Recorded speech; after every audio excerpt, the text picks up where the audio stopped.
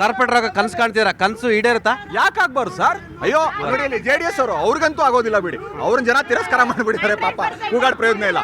ಸಾಧಕದ ಬಗ್ಗೆ ಮಾತಾಡಿದೀವಿ, ಬಾಧಕದ ಬಗ್ಗೆ ನಾನು ದಯವಿಟ್ಟು ಮಾತಾಡ್ತೀನಿ. ನಾನು ಸರ್ಕಾರಕ್ಕೆ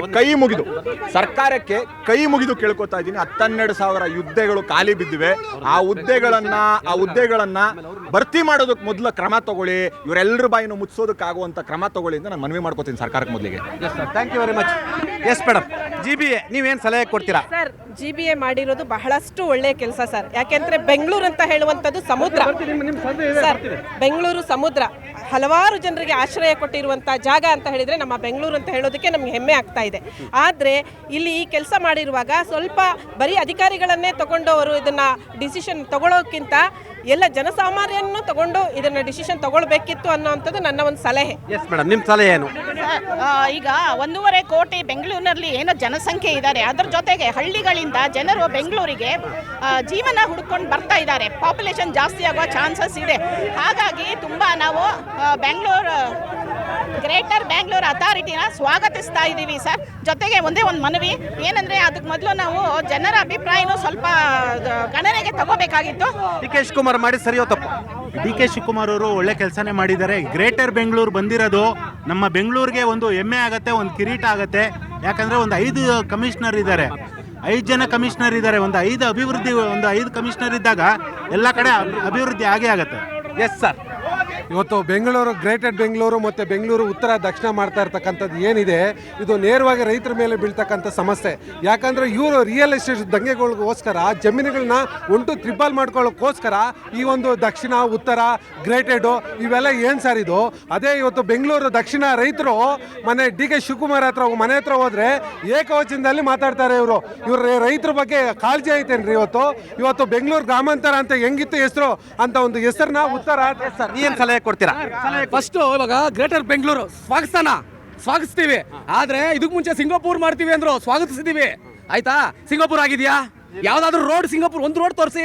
ಸಿಂಗಾಪುರ್ ಆಗಿಲ್ಲ. ತಾವು ಉಪಮೇಯರ್ ಆಗಿದ್ರಿ, ಸಲಹೆ ಏನಾದರೂ GB ಆಗೋಯ್ತು, ತಡೆಯೋಕೆ ಯಾರಿಂದ ಸಾಧ್ಯ ಇಲ್ಲ. ಬಿಲ್ ಆಯಿತು, 5 ಪಾಲಿಕೆಗಳಿಗಾಯಿತು, ನೇಮ್ ಬೋರ್ಡ್ ಎಲ್ಲ ಆಗೋಯ್ತು. ತಾವು ರಚನಾತ್ಮಕವಾಗಿ ಏನು ಆಗಬೇಕಂತೇಳಿ ಸಲಹೆಯನ್ನು ಕೊಡ್ತೀರಾ ಸರ್? ಸರ್, ಇವತ್ತು ಸಲಹೆಗೆ ಕೊಡಬೇಕು. ಏಕೆಂದರೆ ಆಡಳಿತ ಮಾಡಬೇಕು ಅಂತಂದರೆ ನಮ್ಮ ಹೇಳಿದ್ನಲ್ಲ, ಎಲ್ಲ ಪಕ್ಷದವರ ಸಲಹೆಗಳನ್ನು ಈಗಾಗಲೇ ಕರೆದಿದ್ರು, ಅಬ್ಜೆಕ್ಷನ್ನು ಕಾಲ್ ಮಾಡಿದ್ರು. ಯಾವುದು ಹೆಚ್ಚು ರೈಟ್ಸ್ ಇದೆ? ನೀವು ಬೆಂಗಳೂರು ಆಳ್ದಂಥವ್ರು, ಉಪಮೇಯರ್ ಆಗಿದ್ದಂಥವ್ರು. ಅಲ್ಲಲ್ಲ, ಇದು ನಾವೆಲ್ಲ ಅಬ್ಜೆಕ್ಷನ್ ಹಾಕಿದಾಗ ಎಲ್ಲೂ ಗಣನೆಗೆ ತಗೊಳ್ಳಿಲ್ಲ. ವಿಭಜನೆ ಮಾಡಬೇಡಿ ಅಂತ ಹೇಳಾದ್ರೂ ಕುಮಾರಣ್ಣನವರು ಇರ್ಬೋದು, ಮತ್ತು ದೇವೇಗೌಡರು ಇರ್ಬೋದು, ಮತ್ತು BJPಯಲ್ಲಿ ಭಾಳಷ್ಟು ಎಲ್ಲರೂ ಹೇಳಿದಂಥ ಸಂದರ್ಭದಲ್ಲಿ ಇವತ್ತು ವಿಭಜನೆ ಮೂಲಕ ಇವತ್ತು ಬೆಂಗಳೂರನ್ನ ಛಿದ್ರ ಮಾಡಾಯಿತು. ಈಗ ತಮಗೆಲ್ಲ ಗೊತ್ತಿದೆ. ಈಗ ಯಾಕೆ ಮಾಡಿದ್ರು ಅನ್ನೋದು ನಿಮಗೂ ಗೊತ್ತಿದೆ. ಬಹುಮತ ಬರೋದಿಲ್ಲ ಅಂತ ಹೇಳ್ಬಿಟ್ಟು ಅರ್ಥ ಆಯ್ತಾರಲ್ಲ. ಇವತ್ತು 5 ವಿಭಜನೆ ಮಾಡಿದ್ದಾರೆ. ಇವತ್ತು JDS ಮತ್ತು BJP ಈಗ ನಾವು ಅಲಯನ್ಸಲ್ಲಿ ಇರಬೇಕಾದ ಸಂದರ್ಭದಲ್ಲಿ ಈಗ ತಾವೆಲ್ಲ ನೋಡಿದ್ದೀರಿ. ಕಳೆ ಸತಿ ನಾವು 15-20ರಲ್ಲಿ 101 ಸೀಟು BJP ಅವರಿದ್ದರು, ನಾವು 14 ಇದ್ರಿ.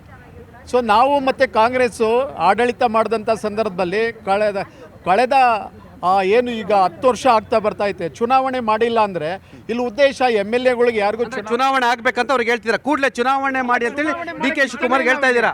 ಚುನಾವಣೆ ಮಾಡೋದಕ್ಕೆ ಯಾವ ಶಾಸಕರಿಗೂ ಇಷ್ಟ ಇಲ್ಲ. ಚುನಾವಣೆ ಮಾಡೋಕ್ಕೆ ನಿಮ್ಗೆ ಇಷ್ಟ ಇಲ್ವಾ ಸರ್? ಈಗ BJP JDS ಅವರು ಸರ್ ಒಂದು ನಿಮಿಷ ಹೇಳ್ಬಿಡ್ತೀನಿ, ಆಯ್ತು. ಚುನಾವಣೆ ಮಾಡಬಾರ್ದು ಅನ್ನೋ ಇದ್ರೆ GBA ರಚನೆ ಆಗ್ತಿರ್ಲಿಲ್ಲ ಸರ್. GBA ರಚನೆ ಆಗಿರೋದು ವಿಕೇಂದ್ರೀಕರಣಕ್ಕೋಸ್ಕರ. ಈಗ 2023 ಒಳಗೆ ಯಾವ ಸರ್ಕಾರ ಇತ್ತು? BJP ಸರ್ಕಾರ ಇತ್ತು. BJP ಸರ್ಕಾರ ಅವತ್ತು ಎಲೆಕ್ಷನ್ ಮಾಡೋ ಮನಸ್ಥಿತಿ ಇದ್ದಿದ್ರೆ ಯಾಕೆ ಎಲೆಕ್ಷನ್ ಮಾಡ್ತಾ ಇರಲಿಲ್ಲ? ಅವತ್ತು ಅವ್ರಿಗೆ ಎಲೆಕ್ಷನ್ ಮಾಡೋ ಮನಸ್ಥಿತಿ ಇಲ್ಲ, ಅವ್ರಿಗೆ ಕೊಳ್ಳೆ ಹೊಡಿಬೇಕಾಯ್ತು, ಕೊಳ್ಳೆ ಹೊಡೆದ್ರು.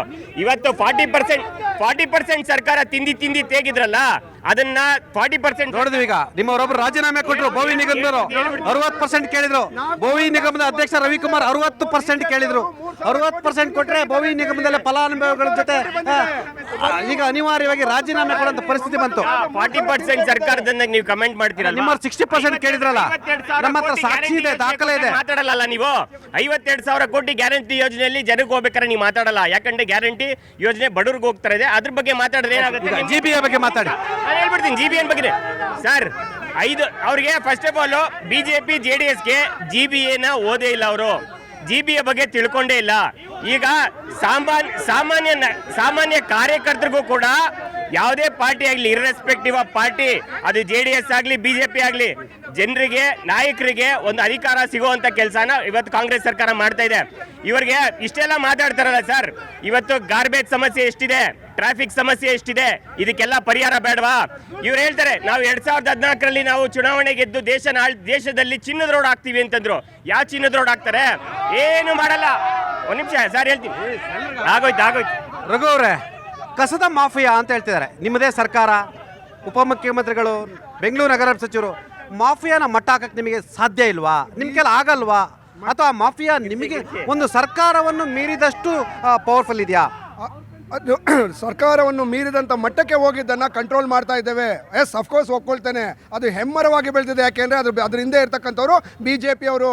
ಯಾರು BJP ಬೆಂಗಳೂರಿನ ಮಾಫಿಯಾವನ್ನು ಕಂಟ್ರೋಲ್ ಮಾಡ್ತಾ ಇರೋರು ಮನೆಗೆ ಹೋಗಿ BJPಯ ಶಾಸಕರು ಮತ್ತು ಸಂಸದರು ಹೋಗಿ ನಮಸ್ಕಾರ ಮಾಡ್ಕೊಂಡು ಬಂದರು.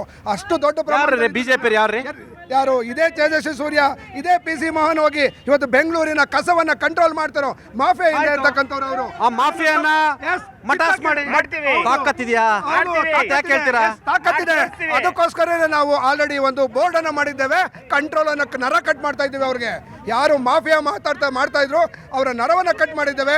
ಇನ್ನು 2-3 ತಿಂಗಳು ವೇಟ್ ಮಾಡಿ ಬೆಂಗಳೂರಿನ ಕಸಕ್ಕೆ ಮುಕ್ತಿ ತಂದೆ ತತ್ತೀವಿ ನಾವು. DK ಶಿವಕುಮಾರ್ ಬೆಂಗಳೂರು ಬಗ್ಗೆ ಅನೇಕ ಕನಸುಗಳನ್ನು ಕಂಡಿದ್ದಾರೆ. ಆ ಕನಸು ನನಸಾಗಬೇಕಾಗಿದ್ರೆ ಒಂದಷ್ಟು ಸಲಹೆಯನ್ನು ಕೊಡಬೇಕು. ಯಾರು ಹುಟ್ಟುತ್ತಾನೆ ತಾನೇ ಬುದ್ಧಿವಂತ ಆಗಲ್ಲ. ಎಲ್ಲರ ಸಲಹೆಯನ್ನು ಪಡೆದುಕೊಂಡ್ರೆ ಮಾತ್ರ ಅವರು ನಾಯಕ ಆಗುವಂಥದ್ದು. ಬೆಂಗಳೂರಿನ ಅಭಿವೃದ್ಧಿ ವಿಚಾರದಲ್ಲಿ ತಾವೇನು ಕನಸು ಕಂಡಿದ್ದೀರಾ? ಇಲ್ಲ ನೋಡಿ, ಬೆಂಗಳೂರಿಗೆ ಇದು ಒಂದು ಡೈನಮಿಕ್ ಸಿಟಿ ಅಂತ ಆಗಿರೋದ್ರಿಂದ ಅಧಿಕಾರ ವಿಕೇಂದ್ರೀಕರಣ ಆಗಿ ಎಲ್ಲರಿಗೂ ಗುಣಮಟ್ಟದ ಮೂಲಭೂತ ಸೌಕರ್ಯ ದೊರಕಬೇಕು ಅನ್ನೋದು ಅವರ ಉದ್ದೇಶ ಆಗಿದೆ. ಎಲ್ಲ ಪಕ್ಷಗಳನ್ನು ಒಳಗೊಂಡಂತೆ ಮಾನ್ಯ DK ಶಿವಕುಮಾರ್ ಅವರು ಸಲಹೆ ಸಹಕಾರಗಳನ್ನು ಆಲ್ರೆಡಿ ತಗೊಂಡಿದ್ದಾರೆ. ದೂರದೃಷ್ಟಿ ಇಟ್ಕೊಂಡು ಈ ಬೆಂಗಳೂರಿನ ಪಾಪ್ಯುಲೇಷನ್ನು ಇನ್ನೂ ಜಾಸ್ತಿ ಆಗುತ್ತೆ. ಇನ್ನು 5 ವರ್ಷಗಳಲ್ಲಿ ಬೆಂಗಳೂರು ಪಾಪ್ಯುಲೇಷನ್ 2.5 ಕೋಟಿ ದಾಟಬಹುದು. ಆ ನಿಟ್ಟಿನಲ್ಲಿ ಈಗ ಸುರಂಗ ರಸ್ತೆ ಆಗಬಹುದು, ಎಲಿವೇಟೆಡ್ ಕಾರಿಡಾರ್ ಆಗಬಹುದು, ಪೆರಿಫೆರಲ್ ರಿಂಗ್ ರಸ್ತೆಗಳಾಗಬಹುದು. ಈ ರಸ್ತೆಗಳ ಅಗತ್ಯ ಖಂಡಿತ. ಮೆಟ್ರೋದ ವಿಸ್ತರೀಕರಣ ಆಗೋದ ಅಗತ್ಯ ಇದೆ. ಮೆಟ್ರೋ ಕೂಡ ವಿಸ್ತರೀಕರಣ ಆಗಬೇಕಾಗಿದೆ.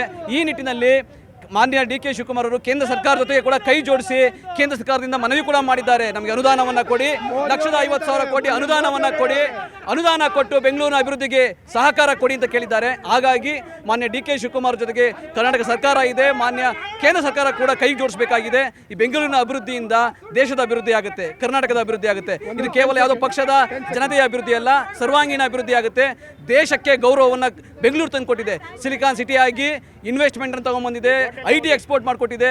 ಇಡೀ ವಿಶ್ವವಿಖ್ಯಾತಕ್ಕೆ ಬೆಂಗಳೂರು ಮಾದರಿಯಾಗಿದೆ. ಹಾಗಾಗಿ ಬೆಂಗಳೂರಿಗೆ ಎಲ್ಲರ ಸಹಕಾರ ಸಲಹೆ ಅಗತ್ಯ ಇದೆ.